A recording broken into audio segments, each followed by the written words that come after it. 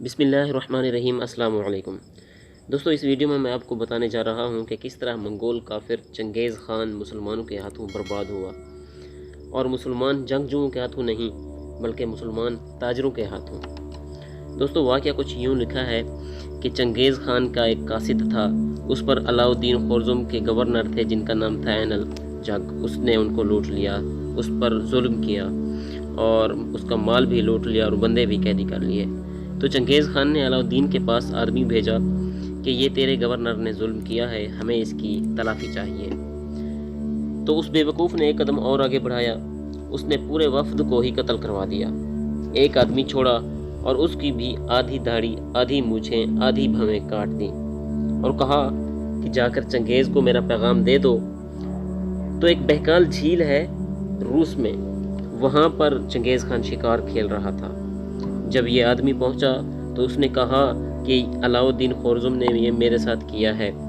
तो वो टेले पर चढ़ गया और कहने लगा कि ऐ मुसलमानों के खुदा, मुझ पर जुल्म हुआ है और तू मेरी मदद कर इन जालिमों के खिलाफ। जब चंगेज़ ख़ान ईरान में जंग के इरादे से दाखिल हुआ और सामने मुसलमानों का लश्कर था, ये दोनों आमने सामने हुए, तो एक अहले अल्लाह में से निकले जिहाद के लिए तातारों के खिलाफ। तो देखा कि फरिश्ते जो हैं वो चंगेज़ ख़ान के लश्कर के पीछे खड़े हुए हैं और कह रहे हैं, काफरों की जमात, इन जालिमों की जमात को कत्ल करो। दोस्तों, साबित ये हुआ कि जालिम चाहे वो मुसलमान भी हो तो उसके लिए कोई खैर नहीं अल्लाह ताला के यहाँ। तो चंगेज़ ख़ान ऐसा अजाब बनकर उतरा मुसलमानों पर कि इस शहर जिसकी आबादी तकरीबन 20 लाख से भी ज़्यादा थी, उसने ऐसे बराबर कर दिए, आग लगा दी।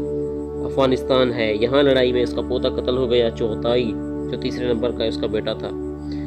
इस लड़ाई में उसका बेटा कत्ल हुआ। तो जब शहर फतह हुआ तो उसने कहा कि इस शहर के कुत्ते और बिल्ले भी ज़िबा कर दिए जाएं, कोई जिंदा ना छोड़ो।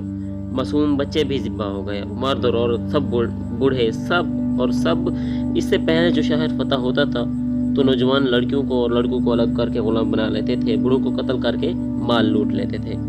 लेकिन यहाँ क्या हुआ, यहाँ सब पर तलवार चला दी, कुत्ते बिल्ले सब ज़िबा कर दिए गए। तो वो कहर अल्लाह की तरफ से नाजिल हुआ था, हुकूमतें टूट गईं, बनु अब्बास की ईंट से ईंट बज गई, ईरान की ईंट से ईंट बज गई, तुर्किस्तान की ईंट से ईंट बज गई, अफगानिस्तान की ईंट से ईंट बजा दी गई। और ये चंगेज़ ख़ान जो है ये दरियाए सिंध तक आया है।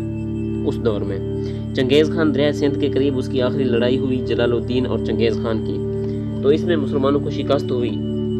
जब ये शिकस्त मुसलमानों को हुई तो फिर ये मशहूर हो गया कि तातारियों के बारे में कोई कहे कि अगर इनको शिकस्त हो गई तो ये कभी ना मानना कि उनको शिकस्त हो ही नहीं सकती।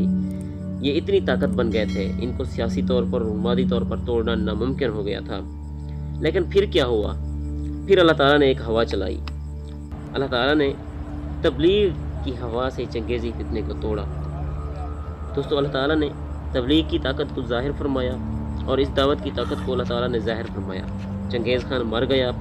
उसका एक बेटा था जोजी, उसको उसने रूस की सल्तनत दे दी।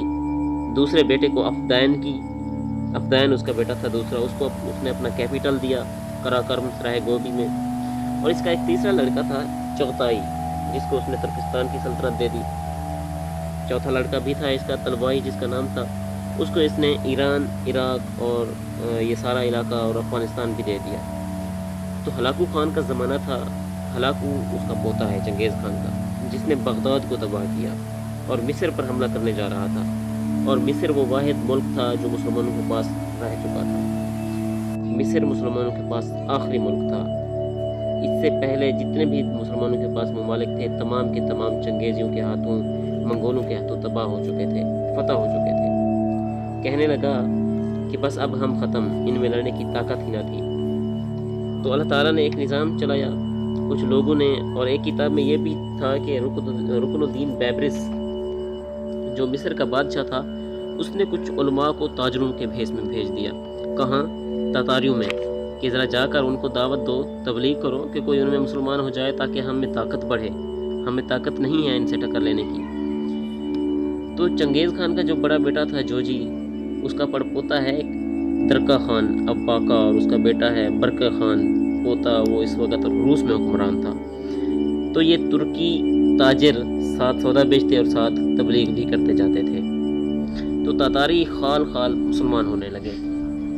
دوستو جب تاتاری آہستہ آہستہ مسلمان ہونے لگے تو ان تاتاریوں میں ایک وزیر تھا جو بڑا آدمی سمجھا جاتا تھا اور برقع خان کا ہم نشین، وہ مسلمان ہو گیا۔ تو جب وہ مسلمان ہوا وہ وزیر، تو اس نے برقع خان کو اسلام کی باتیں بتائیں۔ تو برقع خان نے کہا اچھا ایسا ہے۔ تو برقع خان نے پوچھا کہ یہ باتیں تمہیں کس نے بتائیں؟ تو وزیر نے کہا کہ یہ جو مسلمان تاجر آتے ہیں۔ کہا اچھا اب جب آئیں تو مجھے بتانا۔ تو ایک قافلہ چند دنوں بعد آیا مسلمانوں کا، تاجروں کا، وہ اس کو لے کر گیا۔ کہا تو برقع خان نے پوچھا تمہارا اسلام کیا ہے؟ قرآن پاک سنایا۔ جب مسلمان علماء نے، مسلمان تاجروں نے قرآن پاک سنایا تو کیا ہوا؟ برقع خان مسلمان ہو گیا، اور اس کے بعد اسلام پر جو پوری روسی شاخ تھی نا، ایک دن میں ساری کی ساری مسلمان ہو گئی۔ وہ سارے مسلمان ہو گئے۔ ادھر ہلاکو خان نے مصر پر چڑھائی کر دی۔ جب ہلاکو خان نے مصر پر چڑھائی کے لیے پیغام بھیجا برقع خان کو، کہا کہ دیواریں گرا دو، دروازے کھول دو، زمین پر 2 خاقان یعنی 2 حکمران نہیں رہ سکتے۔ اگر یہ سب کچھ کرو گے تو مصر والوں تمہاری جان بخشی ہو جائے گی، ورنہ جو مصر میں دریائے نیل ہے تمہارے خون سے سرخ کر دیا جائے گا۔ تو ادھر وہ لشکر نکلا اور ادھر اللہ تعالیٰ نے برقع خان کو اور روس والوں کو ہدایت۔ تو جب اسے پتہ چلا کہ وہ آ رہا ہے بیبرس کو، تو اس نے فوراً برقع خان کو خط لکھا۔ تو برقع خان نے بھی اسی وقت اسے پیغام بھیجا کہ مصر پر حملہ سے پہلے تمہیں مجھ سے نپٹنا پڑے گا۔ وہ حیران ہو گیا، اس نے کہا کہ تجھ سے کیوں؟ تو نے قانون نہیں پڑھا چنگیز خان کا کہ کبھی بھی 2 تاتاری حکمران آپس میں مت لڑیں؟ تو برقع خان نے پیغام بھیجا کہ تو بھی کافر ہے، وہ بھی کافر تھا، اور اب میں مسلمان ہوں، اب میرا تمہارا کوئی رشتہ نہیں۔ اب اگر تم نے مصر پر حملہ کیا تو پہلے مجھ سے ٹکر لینی ہوگی۔ تو وہ نکل پڑا۔